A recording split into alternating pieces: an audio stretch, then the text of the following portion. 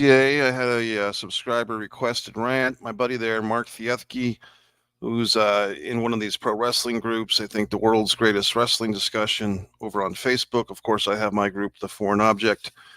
And so the debate came up, where does the Hart Foundation, the 1997 version, rank in the all-time great wrestling factions? And of course, they were awesome. I mean, that whole Calgary Stampede pay-per-view from Calgary with the Brian Pillman, Owen Hart, Jim Neidhart, Bret Hart, and Owen Hart teamed up in the 5-on-5 against, I think it was Steve Austin, Ken Shamrock, the Legion of Doom, and Goldust. I mean, what a great main event. I mean, very interesting to see a 5-on-5 main event on a major show like that. Probably the only other times we've seen that type of activity is at War Games pay-per-view over in WCW or the Survivor Series.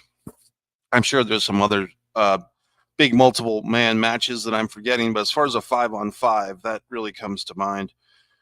So, yeah, I mean, the Varsity, so many great groups. I'm going to get into them. But the Hart Foundation in 97 were obviously a great group. But I kind of jokingly stated, where do these guys rank? I just kind of came up with a number and said number 9. And Mark, as he would challenge me on that and say, okay, well, who's number 1 through 8? And, not ducking down from a challenge today. I said, well, I can do this. And but I actually sat here for the better part of half an hour, and I had one list, and then I kind of put that to a side because I had scratched it out. And honestly, it's just so many great groups that you could put a lot of these groups in any type of order. There's also some honorable mentions, some groups that I know exist that I'm not terribly familiar with. And once again, folks, this stuff is all subjective. I mean, there are no statistics. There are no, win-loss records in professional wrestling. It's very subjective stuff here, folks. I mean, so let's just take kind of the seriousness out of our tone for a moment. But at the same time, if we're going to make a list, let's make a list. Let's put some thought into it. There's tons of assholes and idiots online that are going to make lists that they don't know what they're talking about. I'd like to think I know what I'm talking about. But my breadth of knowledge goes to a certain point. It doesn't cover some things. For instance, one of my honorable mentions right off the bat, a lot of you guys would probably put these guys in number 1 or number 2, the Bullet Club. I'm not familiar enough with their work to tell you where they would rank. They're not among my favorites. I do acknowledge that they've had so many great members, like a Finn Balor, the Omegas and all these guys. AJ Styles, of course, but I mean, as far as where does the Bullet Club rank among my list, they don't, just because I'm not familiar, but that's not to take away from what you might think of them. But I'm going to give you my list starting right now. So number 10 coming in, this one probably very obscure to a lot of you guys, unless you're an old school wrestling fan, Hyatt and Hot Stuff International. Now, you might be thinking, what the fuck is that? Well, that was a group that was kind of a merging of two groups. Missy Hyatt was the female manager in the mid-'80s. She had gone from World Class Championship Wrestling, where she got her start, thanks to Michael Hayes and John Tatum and so forth. And she had come over to the UWF. She was really, before Sunny, 10 years later, before a lot of these women managers, Missy Hyatt was really ahead of the game. She was really a pioneer. She doesn't get a lot of credit. But Missy Hyatt, she had her guys, which were basically John Tatum, her kind of boyfriend, Hollywood Johnny Tatum, and Jack Victory, which was more or less their kind of secondary stooge guy, kind of a heater, kind of a tag team partner, kind of a fall guy. That's Jack Victory. John Tatum was obviously the leader of the group, and then Missy Hyatt was kind of their manager. And then Sting, meanwhile, was in this group called Hot Stuff, Hot Stuff Incorporated, which was Sting, Rick Steiner, and Hot Stuff Eddie Gilbert. And I think at the beginning of that group there in Mid-South, our buddy there, the Ultimate Warrior, known at the time as one of the Blade Runners, I think he was called Blade Runner Rock, believe it or not. So you had Blade Runner Rock and Blade Runner Sting. I think I have that correct. And then basically Blade Runner Rock, went off and became the Dingo Warrior and then the Ultimate Warrior. But basically you had these two kind of heel factions that kind of merged. And then the storyline with this was really pretty awesome. that basically the head of Hyatt International, Missy Hyatt, and the leader of Hot Stuff Incorporated, Eddie Gilbert, were having a liaison, an affair. Okay. So mixing business with pleasure. I mean, you think about, the Theranos group in real life a few years ago, but I mean, basically this corporate entity, this corporate merger was tainted by the sex, by the behind the scenes love of Missy Hyatt and Eddie Gilbert. And this stuff kind of did fall over into real life because apparently this was actually going on in real life. John Tatum, for what it was worth, he was a good sport about it. He played along, even though in some regard he was losing this woman, Missy Hyatt. So there you go. That's my number 10. What was their biggest accomplishment as a unit? Really, I think the storyline was the biggest accomplishment because it was very good, riveting TV for several months. I believe they also had the tag team title within that group in one variation and another. I think Tatum and Victory had the tag team title. And then it was actually, I believe, Sting and Rick Steiner had the tag team title in that group, the UWF tag team title. Number 9 is what it brought us here in the first place, gentlemen, the Hart Foundation, the 1997 version. Now, you can also say that this lineage of the Hart Foundation goes back to really a decade earlier, the mid-'80s, Jim the Anvil Neidhart, Bret the Hitman Hart, and Jimmy Hart, although the Hart Foundation that came along, basically 11 or 12 years later was much different. Jimmy Hart by that time was over in WCW. This group was not just a tag team. It was a faction, a Canadian faction, a family faction in many ways. Brian Pillman kind of being the only non-blood relative or marriage relative of the group, as far as we know. Jim Neidhart and Davey Boy Smith had married Hart sisters to Owen and Bret Hart. So those guys are all brothers and brothers-in-law. That's interesting. What would Jim Neidhart and Davey Boy Smith be to each other if they had both married sisters of the same group? I guess they would also be brothers-in-law, correct? Kind of once removed, but they would both be brothers-in-law because they had both married sisters. So that's interesting. But in any regard, this group was great. The reason why I don't have them higher, gentlemen, and if there's any women who would possibly find this YouTube channel, One Pro Wrestling and Sports Fan YouTube channel, why I don't have the Hart Foundation higher is simply longevity. Unfortunately for all of us, Owen Hart, he would eventually pass away in 99, but Brian Pillman effectively, when he died in October of 97, that effectively ended the group. And then basically a month later, all these horrible things happened to this group within a month. Brian Pillman dies in October of 97. And then in November of 97, the quote, infamous screw job, quote, Montreal screw job, Bret Hart. I believe Jim Neidhart and Davey Boy Smith also ended up leaving the WWF, which they don't really talk about that a whole lot, but that's true. Owen, the sole survivor, would stick around.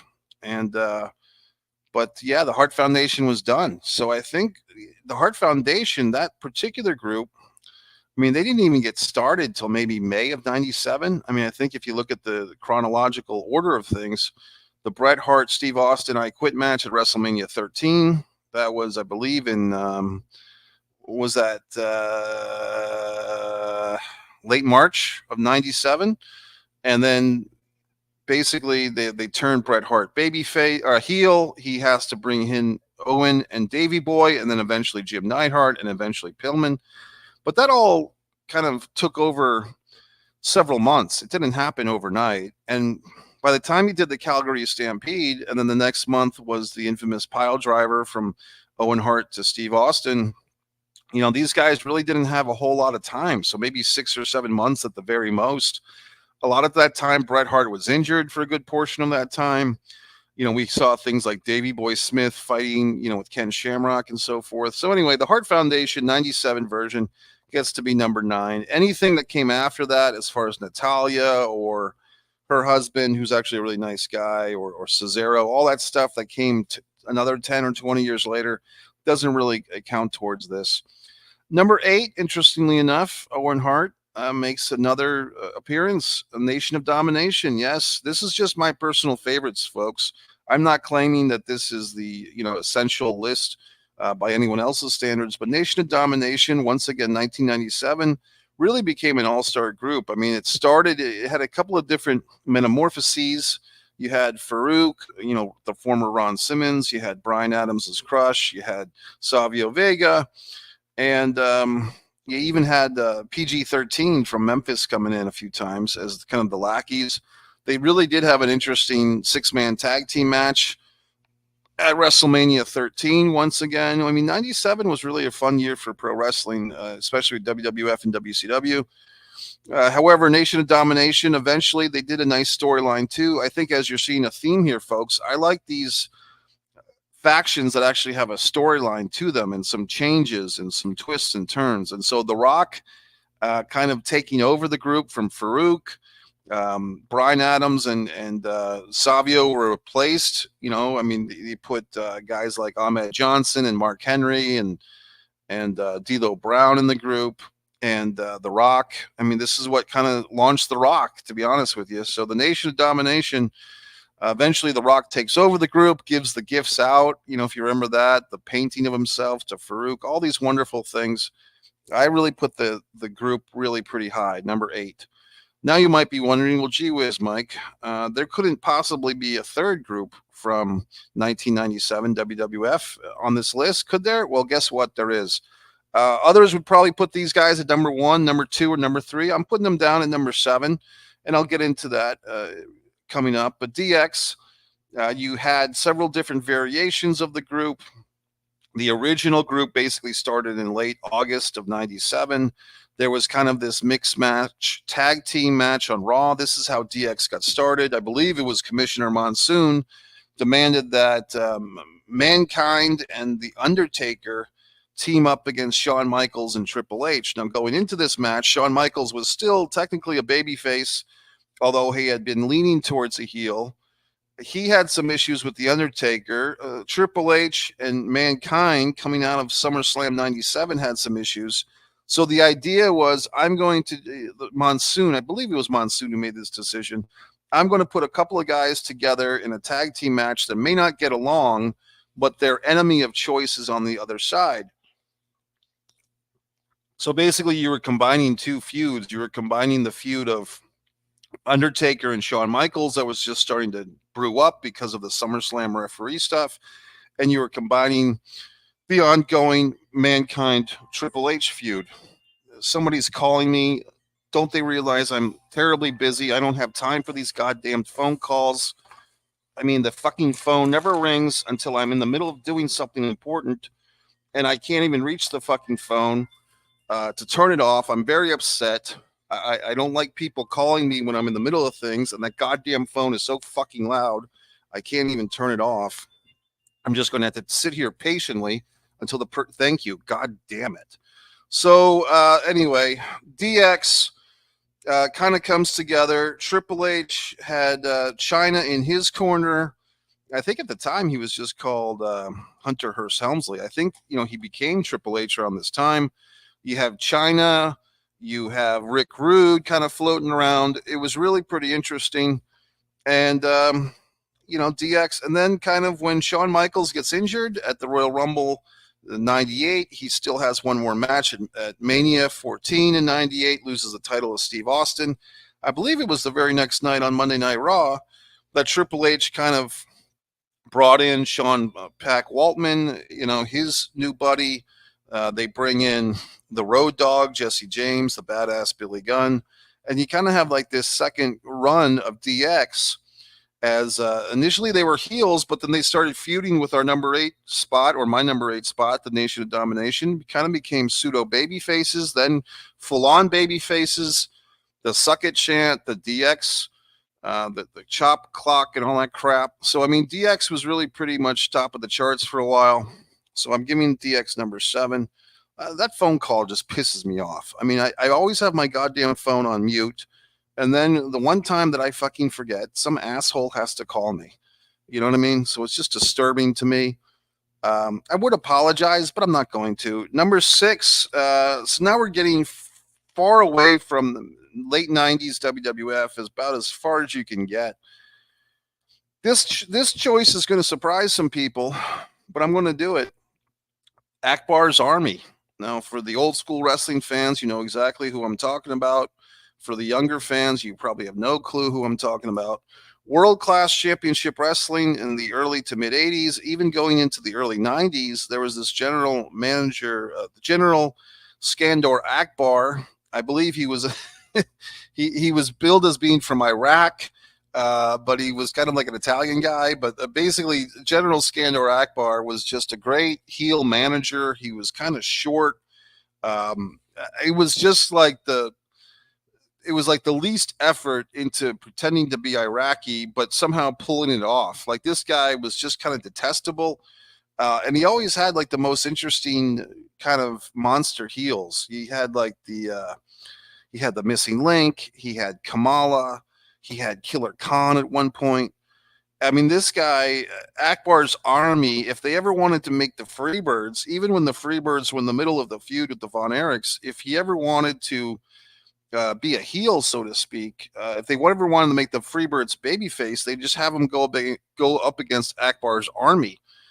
So they were like the lowest of the low. I mean, they were like the foreigners and the weirdos. And when I say that, I mean like the missing link and the super destroyers. And later on, I think P.Y. Chuhai, even when I believe when they finally kind of took away the World Class Championship Wrestling name and they went to USWA, United States Wrestling Alliance, and Jerry Jarrett bought the promotion from the Von Erichs, from Kerry and Kevin. It just seemed to me that Akbar's Army was just a really great long-term, we're talking years and years. And not only that, but they also kind of dominated two promotions. And I think they kind of went back and forth, but I think Akbar's Army did a lot of stuff in the Mid-South wrestling for Bill Watts, and he did UWF, which was the later version of Mid-South.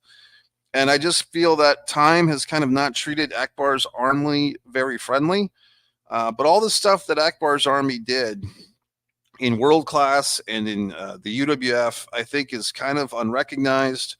When people kind of wax nostalgic for World Class Championship Wrestling, they always go right to the Freebirds and Von Erichs, which is fine. But I feel like they forget about Akbar's Army, because I think the stuff that he did, in having this other heel group, I mean, you can't just have three wrestlers be the entire heel side. So Akbar and his troops, his often changing troop of guys, like I said, whether it's the Super Destroyers or feuding with Iceman Parsons and the Buck Zumhoff, who we now know is not a great guy himself, but Akbar's Army, I feel, is really not giving them much love. The goddamn flowers that people give, I'm giving them the goddamn flowers. Number 5, once again, this is going to shock and amaze you, especially you younger fans. You're going to be very confused when I say this. Number 5 is the Legion of Doom. Who is the Legion of Doom? Well, you might be thinking, oh, isn't that what they call the Road Warriors? Perhaps, but at a prior time, the Legion of Doom was not just the Road Warriors. It inferred Jake the Snake Roberts, the Road Warriors, the Spoiler, all managed by Precious Paul Ellering. Now, this is going into 1984. This is going into the biggest and the last year of greatness for Georgia Championship Wrestling before they were kind of bought out by Vince McMahon on the Saturday stuff. But I feel like this group, the Road Warriors, the Spoiler, Jake the Snake, managed by Precious Paul, they kind of put the gauntlet down. They put the template down for what a heel faction would be later on with groups like the Four Horsemen. You had 2 individual singles wrestlers, the Spoiler and Jake the Snake. The Spoiler is going after the regional number 1 title, the Georgia national title or the national title, feuding with Brad Armstrong. The number 2 singles guy is Jake the Snake Roberts. He's holding on to this television title, the national television title, feuding with Ronnie Garvin. And then you have the tag team. And doesn't that sound very familiar? And a manager. So, I mean, if you look at the group like the Four Horsemen, where you had J.J. Dillon, and he would have, either Tully Blanchard and Arn Anderson as the TV champion. He would have either Ole and Arn Anderson or Tully Blanchard and Arn Anderson as the tag team champions. He would have Lex Luger or Tully Blanchard as the secondary singles guy. And of course, Ric Flair would be the top singles guy. That whole template is basically put down in 1983, 1984 by the Legion of Doom. Like I said, the Spoiler's the number one heel. Jake the Snake is the number two heel singles. And the Road Warriors are the tag team dominant part of that four-person group. Very dominant group with only four members. They did do a storyline thing as well. They had King Kong Bundy, who was kind of being brought in as like a fifth member. I think the Spoiler might have been phasing out around that time, but Bundy was being brought in. And then they did this very interesting angle where Paul Ellering was doing commentary with Gordon Soley, and Paul Ellering thought they were in a commercial break, but they weren't. And Paul Ellering starts making fun of King Kong Bundy's weight and saying that if the Legion of Doom brought him in, they put him out of business because of all the buffet bills. So, I mean, very interesting way to turn a guy babyface. King Kong Bundy did not appreciate the fat jokes, and we're off and running with the big feud of King Kong Bundy and an assortment of partners from Ronnie Garvin to the Masked Superstar and Tim Horner and all points in between to take on the Road Warriors. And I just really feel like the Legion of Doom, what they did in about a year and a half in Georgia was really kind of the template once again for what the Four Horsemen did later on. And, most wrestling fans don't have this knowledge, don't have this insight, can't put 2 and 2 together to equal 4, but yet somehow I pull that off. Number 4, folks, once again, I think this is going to shock and amaze people. And once again, this is just personal favorites, so personal favorites. I really found these people to be a wonderful part of pro wrestling in kind of a boring time for wrestling. It was in the shadows of the Chris Benoit situation. The WWE was about to segue into the PG era. There was not a whole lot of stuff going on, but in total nonstop action wrestling, we had the beautiful people. Yes, I have a female group at number 4. I mean, to me, Angelina Love, Velvet Sky, and they would add Madison Rayne. They would add Lacey Von Erich. They kind of had Billy Gunn. I guess you could say Billy Gunn's on this list for the second time. And I think that's about it. I'm trying to think if there's any members that kind of came and went that I'm forgetting. But for me, the beautiful people, just Velvet Sky and Angelina Love were plenty. I believe when they added Madison Rayne, she was kind of the Buddy Roberts of the group. She was the one that could probably have the best wrestling matches. Velvet Sky was obviously the cute factor, the pretty factor. Angelina Love was very attractive as well, but she kind of had more of a badass, biker chick thing going. I just think that the beautiful people were vastly entertaining. I'm not alone in thinking that. I mean, the ratings apparently would always go much higher when these ladies were on television. They did a lot of fun segments. They were really like, as far as I can recall, maybe one of the first female heel factions, unless I'm forgetting someone. They were copied. The WWE copied them, I believe, with McCool. Layla and Michelle McCool copied these two. So, I mean, to me, the beautiful people, all of them I thought were great. Even Lacey Von Erich, she was not really a good wrestler, but she was obviously a beautiful woman and played the bimbo, blonde bimbo part very well. But, I mean, Madison Rayne, Velvet Sky, Angelina Love, I think was, in my mind, the real leader of this group. And I just thought they were fantastic. I really do. I think the theme song was great. I mean, it was like this very kind of catchy theme song. It was very different for pro wrestling. Their entrance, very seductive. Taz freaking out every time Velvet Sky went into the ring. Just a lot of fun. I mean, I think, and the thing with some of these factions, they're all basically heels, but fun. I mean, the faction should be fun in some regards. So I give it up to the beautiful people. Number 4. Number 3, once again, I think I'm going to lose some of you guys. Some of you younger fans are not going to know who the hell I'm talking about, but that's okay. Do your research, do your Google searches. Varsity Club. I am looking at Kevin Sullivan was the mastermind, the games master. Mike Rotundo from the University of Syracuse. Rick Steiner from the University of Michigan. That was the original group. They had a nice storyline that, basically it was the father choosing between the two sons. Kevin Sullivan was always kind of playing off these guys against each other. Rotundo and Steiner, I'm talking about. They even had a thing where Mike Rotundo gave the Florida title to Rick Steiner. When Jim Crockett Promotions bought out the Florida territory, basically they just had these belts, and Rotundo's got this belt, he's got the TV belt, and he basically just gives the Florida title to Rick Steiner, which was hilarious in some regard. It's kind of sad if you're a Florida wrestling fan. But in any event, I really liked this group. I thought they were really good. They were basically mid-card, undercard guys, playing second fiddle to the Four Horsemen.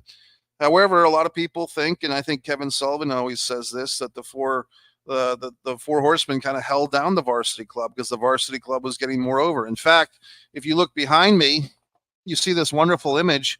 That's Mike Rotundo defending the TV title against Nikita Koloff in Baltimore.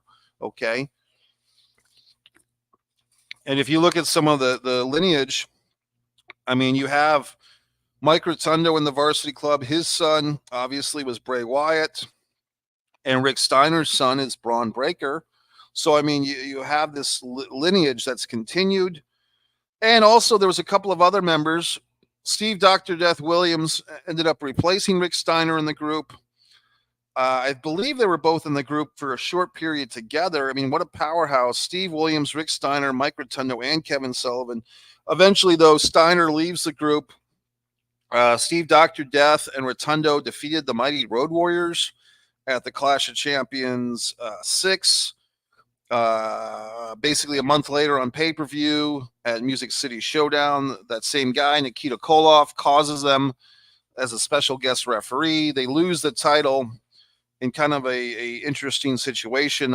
Basically, they just lost the title by being stripped of the title. They never got beaten for the title, the World Tag Team title. Also, believe it or not, at the same show, they had brought in another member of the Varsity Club, Danny Spivey, a guy that we would see in the Skyscrapers, Wail and Mercy, which was a big influence for, of course, Bray Wyatt. But Danny Spivey was basically the fifth or the sixth member of the Varsity Club. And he and Sullivan were challenging Eddie Gilbert and Rick Steiner for the U.S. Tag Team titles. So very interesting group. They kind of just didn't have a good ending for some reason. I think they just turned Dr. Death babyface again. Like he turned heel to join the group and then just turned babyface to get out of the group. And it wasn't really a good payoff. Even going that to the 1989 Great American Bash pay-per-view, you see Mike Rotundo and Kevin Sullivan squabbling with each other when they lost a tornado match to the Steiners. My point is, it's too bad that the Varsity Club did not have a proper send-off until about 12 years later. For whatever reason, the dying days of WCW, I think Starrcade 2000, if I'm not mistaken, they dragged up the Varsity Club, maybe it was 99 or 2000, but they brought in the Varsity Club, I think, to back up Hacksaw Jim Duggan. I want to say, was it the Steiner Rotundo version of the Varsity Club, or was it Steiner and Williams and Rotundo, whatever it was? They brought in the Varsity Club for some half-assed stuff, I think, with Hacksaw Duggan and maybe the Canadian group, the Lance Storm group, but it really made no sense. I think they had Kimono Wanalea in there from ECW. It was really abhorrent that they were trying to do something with these guys after all that time. Anyway, I give the original incarnation of the Varsity Club, like I said, the 80s, 87 to 89. I give them a big number 3, which might shock and amaze you. Now we go to number 2 on this list. I'm sure a lot of you fine folks will be shocked and amazed that this group was not number 1. New World Order. I'm giving them the number 2. Yes, Hulk Hogan, Kevin Nash, Scott Hall, 6, Ted DiBiase, Eric Bischoff, Ray Traylor, once again, Mike Rotundo. Wow, he's on 2 of these groups. He's in number 3 and number 2. Scott Norton, Conan, Kurt Hennig for a period of time. all these wonderful little talents. Then you had the variants, and maybe this is kind of why the group is hurt. I mean, when you start doing the Wolf Pack with Lex Luger and Sting, and Randy Savage, of course, was in the original black and white. When you start doing all these variants, it really was more is less, basically. When they started adding all these things to the NWO, it did become more is less. But the first year or two of the New World Order, say from 96 to 98, 99, it's just, we could talk here all day about the New World Order, but they were really an awesome, powerful group. The T-shirt, such a huge seller, really gave Hulk Hogan a second half to his career, and he made the most of it. And I mean, the things that they did with the crossover, I mean, the Tonight Show, Jay Leno wrestling, Dennis Rodman in the NWO, all these wonderful things, the Japan New World Order, that group with Chono and Muda, and even the spin-offs, the BWO parody group in ECW, the Latino World Order that we still see today. I mean, you can't take much away from the New World Order. So they're number 2. And you probably figured it out, folks. I mean, you probably figured it out by now. Even with my other, list here, I made my first list, and they both had Horseman number 1 and NWA number 2. And then I kind of went around the circles with all the other listings. Maybe I'll put these lists on eBay for you people, if you give a fuck. But basically, I'm giving the number 1 to the Four Horsemen. I mean, how can you not? How can you not? I mean, yes, they did take certain elements, whether they knew it or not, from the Legion of Doom group a couple of years earlier. Maybe they were aware of that. Maybe they weren't. And the New World Order, of course, you could say sold more T-shirts and this, that, and the other. But as far as a group that was really pivotal in keeping the National Wrestling Alliance alive in the time of Vince McMahon trying to destroy all the competition and all his father's colleagues, I think the Four Horsemen were really the glue that kept the Jim Crockett Promotions together. And even in the early days of WCW, I kind of did like the 1990, version of the Four Horsemen with Barry Windham and Sid Vicious and so forth. So, I mean, we could talk here. We could have a whole different list of your 10 favorite Four Horsemen lineups. And people tend to shit on, the lineups with Paul Roma and stuff like that. But, I mean, I just think that the Four Horsemen, I would say from when they started, which it's interesting to me because I always thought that they started in like February of 86, but it's actually going back to November of 85. They're kind of mentioning the Four Horsemen when they're doing Starrcade 85 in a very slight way. But once they were off and running, with J.J. Dillon and so on and so forth, Tully Blanchard, all these wonderful guys, Arn Anderson. I mean, to me, the 85 to 91, 86 to early 91. And of course, we had a couple of years where Flair would be gone, or, well, actually, that came later, but Arn and Tully were gone for a year, and then Tully didn't come back. But I give the Four Horsemen the number 1 seed here. So that's my list. If you folks happen to find this topic here, you're probably an old school wrestling fan, maybe a new school wrestling fan, maybe somewhere in between. You're always trying to gather knowledge. I mean, this is the channel to be on. I mean, and I'm not sitting here with a goddamn computer looking up any of this fucking information, by the way. This is all from the top of my fucking head, okay?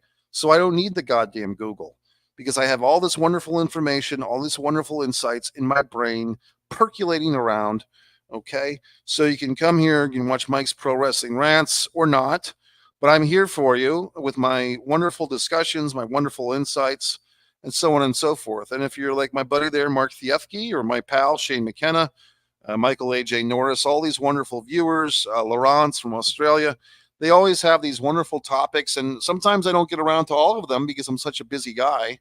Okay, my own films are on One Man and a Camera Films. My artwork, my visual artwork, is on one artist, Mike Messier. I'm so busy with all the things that I do that I can't sit here and talk about wrestling all the time. But today I wanted to make the exception and address this issue and answer the question, Mike, who are your favorite top 10 wrestling factions? Now, you fine folks, you can leave your own comments. God in heaven. Now I'm choking up. That's it. Mike Messier. Go to MikeMessier.com. Scroll down. Stand me by my books. Thanks.